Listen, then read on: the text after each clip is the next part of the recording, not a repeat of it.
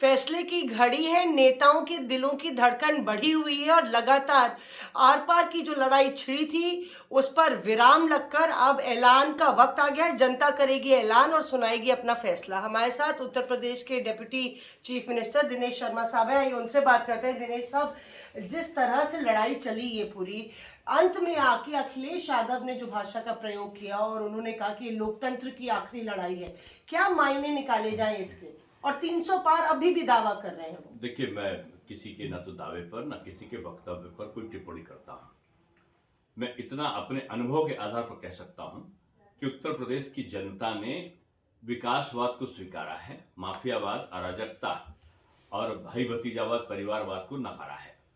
और जनता का जो करंट अगर कोई ना पहचाने तो मैं उसको कहूँगा उसकी नासमझी है। जनता के फैसले को अगर शब्दों के उसमें अपमानित करने का कोई काम करे तो मैं समझता हूँ कि जनादेश का अनादर है।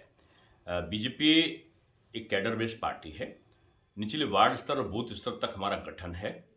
हमारा देवतुल्य कार्यकर्ता और इन सबसे बढ़कर, क्योंकि इस चुनाव की बागडोर आपने अगर देखा हो तो प्रत्याशी नहीं, जनता लड़ रही थी और जनता स्वयं लड़ रही थी। उसमें जो सपा, बसपा, कांग्रेस और एमआईएम के परंपरागत कार्यकर्ता थे, एमआईएम को अगर हटा भी आप दें तो सपा, बसपा और कांग्रेस के जो परंपरागत मतदाता थे उनके घरों में भी विभेद था। अगर पिता ने एक को दिया है तो पुत्र और माँ ने और बहन ने पता चला बीजेपी में डाल दिया। हर घर में प्रवेश किया है विकास ने, हर घर में मोदी जी और योगी जी की नीतियों ने प्रवेश किया है। फिर अखिलेश क्यों कह रहे हैं जनादेश की चोरी कर रही है देखिए, भाजपा? 8 दिन पहले अगर आप मेरा वक्तव्य देखे हो तो उन्होंने कहा, जब वो अपने दावे करते थे लोग तो हम कहते थे कि दावे जो हैं खोखलेवाद के आधार पर हैं, झूठे आश्वासन का एक रिकॉर्ड बनाने की तरफ बढ़ रही है सपा और कांग्रेस। जो कर नहीं सकते उसकी भी घोषणा कर रहे थे सब कि आज अगर कोई कह दे कि आपको वोट मिल सकता, आसमान के तारे तोड़ ले आओ, तो ये तत्काल घोषणा कर देते अपने घोषणा पत्र में कि हम आकाश में तारे चुनाव के बाद तोड़ देंगे। जो कर नहीं सकते थे, अब कहते मिलिट्री में मैं भर्ती करा दूंगा। इनसे पूछना चाहिए कि मिलिट्री में ये सपा बसपा की गवर्नमेंट भर्ती करेगी? मिलिट्री की भर्ती मिलिट्री करेगी? नहीं, उसका भी वादा कर रहे थे। इस तरीके से 1 दर्जन से ऊपर वादे इसलिए कर रहे थे कि भ्रम की स्थिति पैदा की जाए। वो भ्रम नहीं चला। जनता ने चुनाव की बागडोर अपने हाथ में ले ली और जब अपने हाथ में ले ली तो लगा कि पराजय की तरफ हम बढ़ रहे हैं।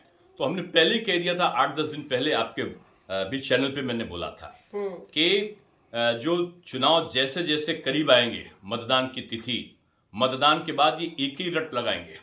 ये कहेंगे प्रशासन ने गड़बड़ कर दिया, ये कहेंगे कि डिजिटल रैलियों के कारण मेरा नुकसान हो गया, ये कहेंगे कि जो सत्ता का दुरुपयोग कर लिया, और आखिर में आके चुनाव आयोग को और ईवीएम को ये अपनी हार का ठिकाना सौंपेंगे, क्योंकि इनको हार के बहाने ढूंढने की महारत हासिल है। और मैं समझता हूं कि पराजय की पीड़ा असह्य होती है, लेकिन इस पीड़ा में संयम बनाए रखना ये राजनेता के लिए जरूरी रहता है। आप एक बड़े ब्राह्मण चेहरे हैं पार्टी के और लगातार ये कहा जा रहा था कि ब्राह्मण नाराज है भाजपा से, तो अगर जो आंकड़ा आप लोग कह रहे हैं कि 300 पार करेगा, तो क्या ये माने कि ब्राह्मण समुदाय जो है उसने जोरदार तरीके से वोट किया? देखिए, बीजेपी कभी भी जाति के आधार पर, संप्रदाय के आधार पर अपनी गतिविधियों को संचालित नहीं करती है। पहली चीज, सबका साथ सबका विकास के आधार पर हमने चुनाव लड़ा है। अब अगर आप जाति की बात कर रहे हैं तो आप डेटा निकाल कर देखिएगा। अगर पिछली बार 80% था तो इस बार 90 से 95% वोट मिला होगा। आप किसी भी बिरादरी निकाल रहे, अब पिछड़ों में आप लेंगे तो जाति के आधार पर अगर आप करेंगे तो जाति में भी आपको दिखाई पड़ेगा कि अधिकांश प्रतिशत जो है वो भारतीय जनता पार्टी के, उनके जो परंपरागत मतदाता हैं उनका नाम लेकर अगर उनके घरों में आप सर्वे कर लो, उनमें आपको विभेद दिखाई पड़ेगा और घर का कोई ना कोई सदस्य जो है वो बीजेपी को वोट दिखाई देता वो दिखाई पड़ेगा। तो क्या ये मान के चल रहे हैं आपकी आएंगे तो योगी? निश्चित रूप में, और मैं तो पहले से हम लोग कह रहे थे। क्या आंकड़े होंगे? नहीं, देखिए, पिछला जो हमारा रिकॉर्ड है, हम अपने रिकॉर्ड को छूते हुए दिखाई पड़ेंगे और पूरी संभावना है कि हम अपने उस रिकॉर्ड को पार करेंगे। शुक्रिया हमसे बात करने के लिए। तो ये थे दिनेश शर्मा जो कह रहे थे कि भाजपा संभवतः अपने पिछले रिकॉर्ड को भी तोड़ देगी इस चुनाव में। मौसमी सिंह, लखनऊ, आज तक।